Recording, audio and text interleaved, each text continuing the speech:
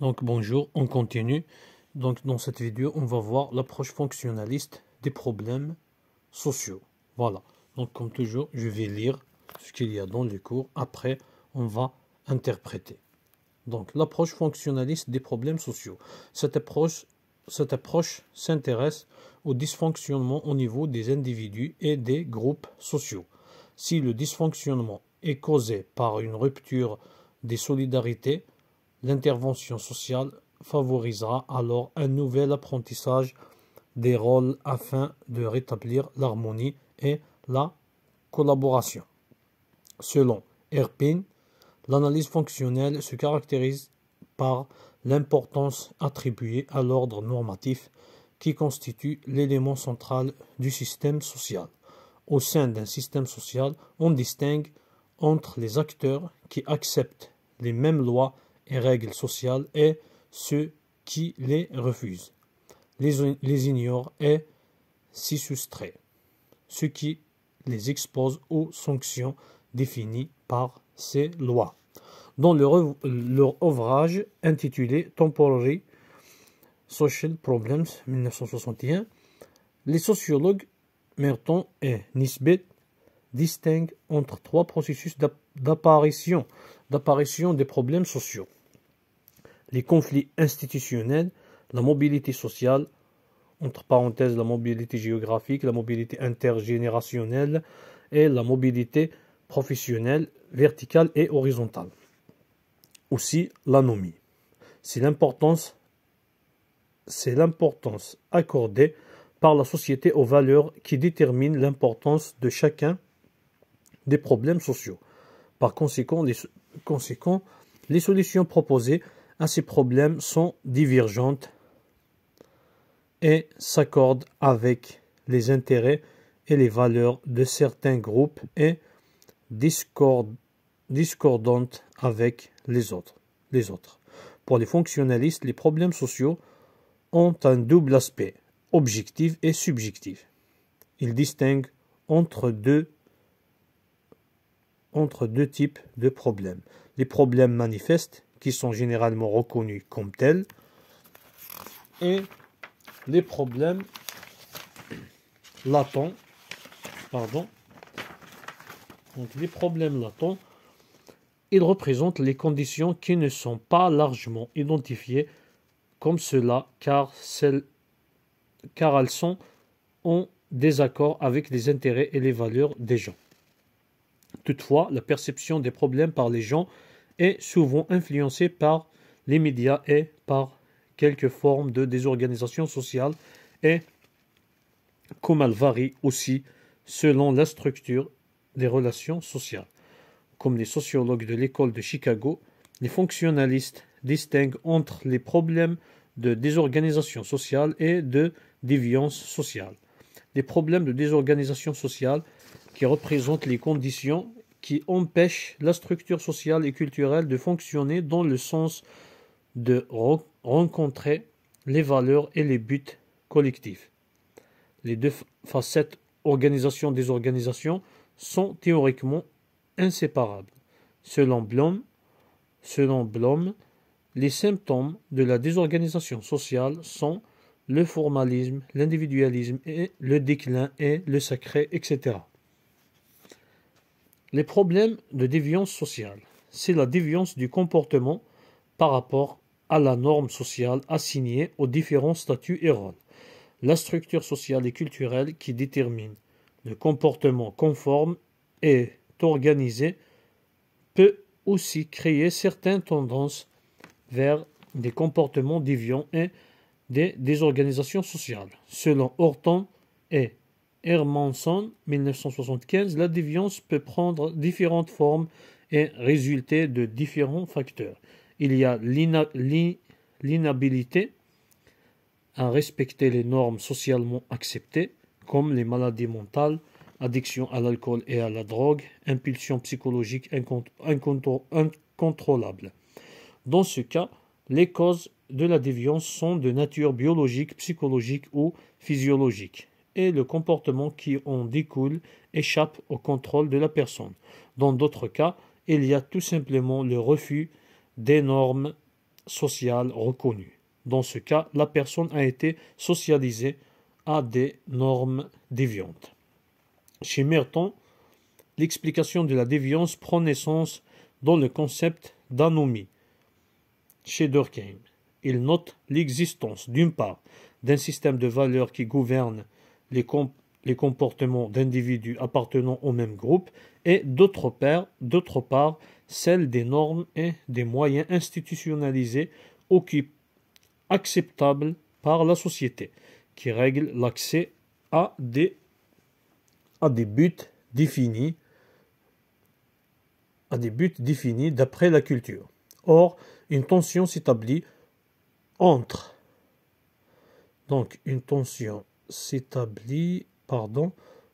les buts ou la culture et les moyens admis la société. Cette désarticulation de la culture et de la société où chacune empêche ce que l'autre propose conduit à une dissolution des normes et une situation d'anomie, un état social caractérisé par l'absence des normes. Exemple, les jeunes des couches défavorisées partagent le rêve américain, mais ils ne possèdent pas les moyens d'atteindre ce but. Dans ce cas, la délinquance devient pour eux une forme d'adaptation. Les sociologues abordent l'analyse des problèmes sociaux en se rattachant à l'un ou l'autre des deux paradigmes, soit le modèle de l'ordre, soit le modèle du conflit. Les théoriciens de l'ordre privilégient le concept d'anomie, alors que ceux du conflit mettent l'accent sur l'aliénation. Le fonctionnalisme relève du modèle de l'ordre dans la mesure où le problème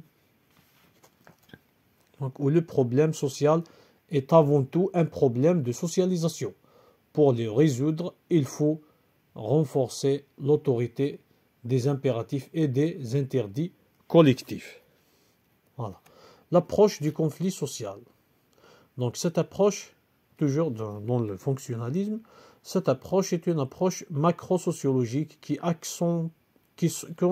concentre son intérêt sur les structures sociales, c'est-à-dire une approche éoliste qui appréhende la société comme un tout. Les auteurs considèrent que la société dans son ensemble est organisée de façon à servir les intérêts d'une minorité puissante de propriétaires aux dépens du reste de la société. Selon eux, la société est divisée en deux groupes principaux dont les intérêts sont contradictoires et, de ce fait, ils entretiennent en permanence des rapports conflictuels. C'est ce qui est désigné par Marx et les marxistes de lutte de classe, qui est le moteur de l'histoire. L'application de cette perspective en Amérique du Nord remonte aux années 70, où on a souvent fait référence aux conditions d'émergence de cette approche liées aux agitations sociales des années 60 et à l'influence de l'école néo-marxiste de Francfort qui a porté des critiques sévères à l'encontre de la culture marxiste. Cette approche considère que la criminalité se nourrit de l'idéologie capitaliste qui est imposée par la stratégie de la classe dominante.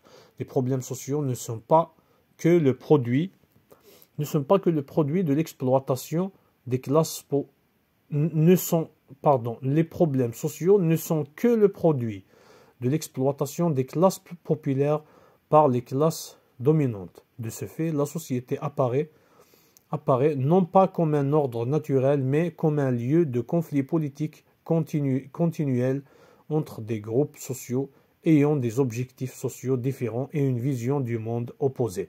Ces problèmes ne reflètent pas les échecs des individus à remplir leurs rôles sociaux comme le suppose la tradition de l'ordre social capitaliste, mais au contraire l'incapacité de la société à répondre aux besoins nouveaux des individus et des collectivités et les conflits de pouvoir à l'intérieur de la structure sociale. La nature humaine est déterminée par les conditions historiques, économiques et sociales dans lesquelles elles se retrouvent. Voilà. On va voir qu'est-ce que ça veut dire tout ça. Donc on va voir qu'est-ce que tout ça veut dire. Donc l'approche fonctionnaliste des problèmes sociaux. Donc ici, donc les deux auteurs, Merton et Nisbet.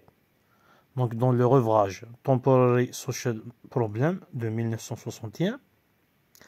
Donc ils distinguent trois types d'apparition des problèmes sociaux.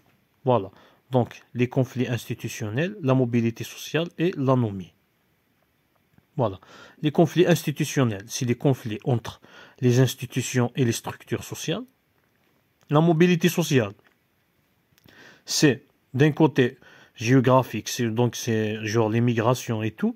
Aussi, tout genre de mobilité, comme la mobilité professionnelle, verticale et horizontale, comme des ouvriers qui changent par exemple, qui évoluent dans l'hiérarchie par exemple, en général, ou des ouvriers qui changent par exemple leur poste de travail, restent toujours dans le statut ouvrier, mais changent, voilà, changent de poste.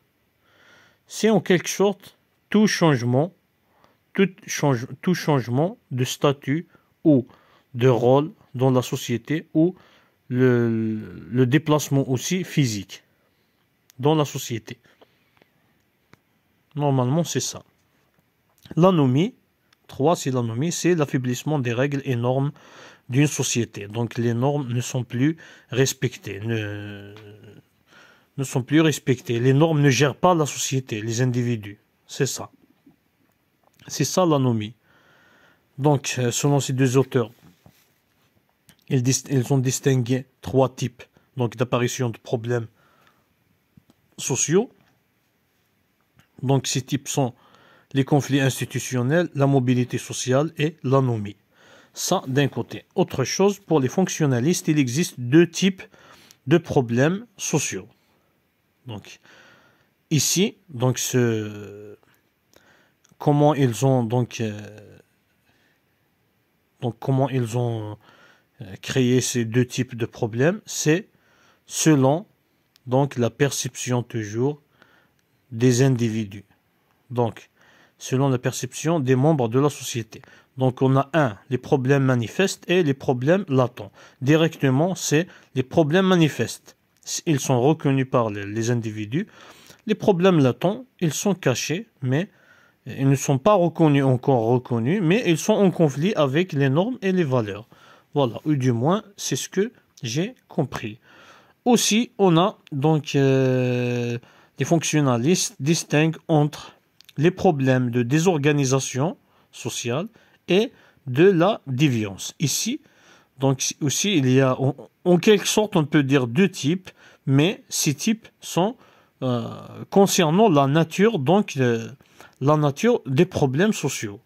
Donc, les deux types que je viens de citer avant, c'est par rapport à la perception ou à la reconnaissance des membres de la société. Ces deux types qu'on va voir après, donc la désorganisation sociale et la déviance sociale, c'est par rapport à la nature donc du problème social. Donc, on va voir le problème de désorganisation sociale, c'est quoi? Il représente, ou les problèmes de désorganisation sociale représentent les conditions qui empêchent la structure sociale et culturelle de fonctionner. Selon Bloom, le système de la désorganisation sociale, les symptômes de la désorganisation sociale, donc à titre d'exemple, le formalisme et l'individualisme. Donc, quand il y a, selon Bloom, quand il y a une désorganisation sociale, on peut par exemple voir des symptômes comme l'individualisme, genre chacun pour soi. Ça, c'est un symptôme de désorganisation sociale. Ou aussi le formalisme. Donc, tous les individus, en quelque sorte, formalisme, c'est se concentrer excessivement sur les formalités. Voilà. C'est ça. Donc on continue. Donc les problèmes de déviance sociale. Donc ces problèmes, c'est quoi? C'est la déviance par rapport à la norme socialement attribuée aux différents statuts et rôles. Voilà, donc c'est un comportement qui sort qui est contraire aux normes et aux valeurs. Donc selon Horton et Hermanson, 1975, la déviance est très diversifiée et résulte de plusieurs facteurs. Donc parmi ces facteurs, donc il y a l'inhabilité à respecter les normes socialement acceptées comme les maladies mentales, addiction à l'alcool ou à la drogue, impulsions psychologiques incontournables, ou le refus des normes sociales reconnues, c'est la personne a été socialisée à des normes déviantes. Ici, qu'est-ce qu'on doit comprendre? Donc, selon Horton et Hermanson, donc la déviance est très diversifiée et résulte de plusieurs facteurs, donc comme l'inhabilité, donc la personne il ne peut pas respecter, il a une cause qui l'empêche de respecter les normes. Voilà, comme maladie mentale ou ce facteur qui l'empêche peut être un facteur psychologique ou dans l'inhabilité. Donc peut-être que c'est un facteur psychologique, physiologique ou biologique. Donc comme l'addiction à l'alcool ou des impulsions psychologiques ou des maladies mentales. Donc le deuxième facteur, c'est le refus de normes sociales reconnues. Ici, donc la personne peut respecter. C'est une personne qui est consciente, mais il ne les respecte pas. Donc, il fait un comportement déviant. Pourquoi? Parce que cette personne a été, dès le départ, socialisée à des normes déviantes. Il a été éduqué comme ça. Voilà. Donc, chez Merton, la déviance, en quelque sorte, c'est quoi? Donc, on a d'un côté un système de valeurs qui gouverne le comportement des membres d'une société. Donc, c'est la culture et les buts des individus. D'autre côté, on a les normes et moyens institutionnalisés acceptables pour la société. C'est la société et ses structures et ses institutions. Donc ici, il y a en quelque sorte un conflit. Donc la société et ses structures poussent ou favorisent certains comportements, etc. Mais la culture des individus et leur but, c'est autre chose. Donc, les individus ne peuvent pas atteindre leur but si ils suivent les institutions et la société en général. Donc ici, c'est comme ça que le caractère déviant commence. À la fin, à cause de cette contradiction, donc le résultat, c'est une dissolution des normes et une situation d'anomie. Donc, les individus ne vont plus se soumettre aux lois et aux normes de la société. Parce que s'ils se soumettent à ces lois, donc ils ne vont pas atteindre leur but et objectif. Voilà, c'est ça l'essentiel à retenir ici.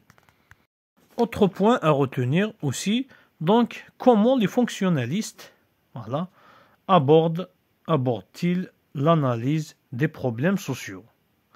Voilà. Donc, en quelque sorte, ils utilisent deux paradigmes. Donc, soit le modèle de l'ordre, soit le modèle du conflit.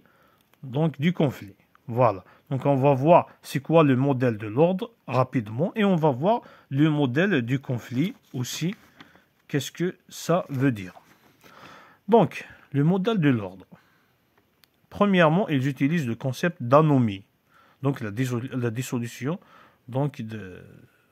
des normes de la société. Ici, c'est l'échec des individus à remplir leurs rôles sociaux. Les individus ne remplissent pas leur rôle social. Voilà. Le problème est un problème de socialisation. La résolution de ce problème se base sur le renforcement de l'autorité des impératifs et des interdits collective. Ça veut dire le renforcement des lois, donc ce que l'individu obligatoirement doit faire et ce que l'individu est interdit de faire. C'est ça, c'est les lois, les normes, renforcer les normes. C'est ça, en deux mots, le modèle de l'ordre. Voilà.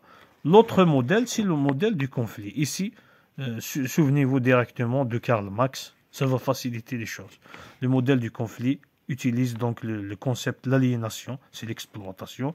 C'est un problème de lutte de classe. Donc ici, c'est pas les individus qui ne remplissent pas leur rôle, mais au contraire, c'est l'incapacité de la société à répondre aux besoins nouveaux des individus et des collectivités. Donc c'est en quelque sorte l'incapacité des structures et des institutions. Voilà. Ici, la nature humaine est déterminée par, donc selon son modèle, la nature humaine est déterminée par les conditions historiques, économiques et sociales dans lesquelles elle se retrouve. Voilà brièvement ce qu'il faut retenir, le strict minimum. Voilà. Donc, pour approfondir un peu concernant l'approche du conflit social, donc c'est une approche qui se concentre sur les structures sociales. C'est une approche holiste qui préconise que la société est divisée en deux groupes principaux dont les intérêts sont contradictoires. La lutte de classe. Souvenez-vous de Karl Marx et la lutte de classe. Voilà. Et souvenez-vous aussi que ça fait partie du fonctionnalisme. Ça fait partie du fonctionnalisme. Voilà. Donc c'est ça l'essentiel. Donc en Amérique, cette approche considère que la criminalité se nourrit de l'idéologie capitaliste qui est imposée par donc la stratégie de la classe dominante. Ici, donc, selon cette approche, la criminalité est causée par l'idéologie, les idées, donc le système capitaliste. Voilà. Donc, les problèmes sociaux ne sont que le produit de l'exploitation des classes populaires par les classes dominantes. Ici, donc, je ne sais pas, ce n'est pas cité comment est-ce qu'il propose des solutions pour ce genre de problèmes sociaux, mais souvenez-vous toujours de l'exemple de Karl Marx. Donc ici, ce n'est pas cité, mais le but ici dans cette approche, donc la solution c'est quoi? C'est instaurer un système où il y a l'égalité entre les deux groupes qui sont en lutte, les deux classes. Donc il n'y a pas une classe qui va être favorisée ou qui va exploiter une autre classe. C'est ça ce que j'ai compris d'après les autres modules. Voilà, je vous souhaite bonne chance. Donc je sais que c'est un travail rapide, mais c'est tout ce qu'on a. On va faire avec les moyens de bord. Bonne chance pour demain et à la prochaine.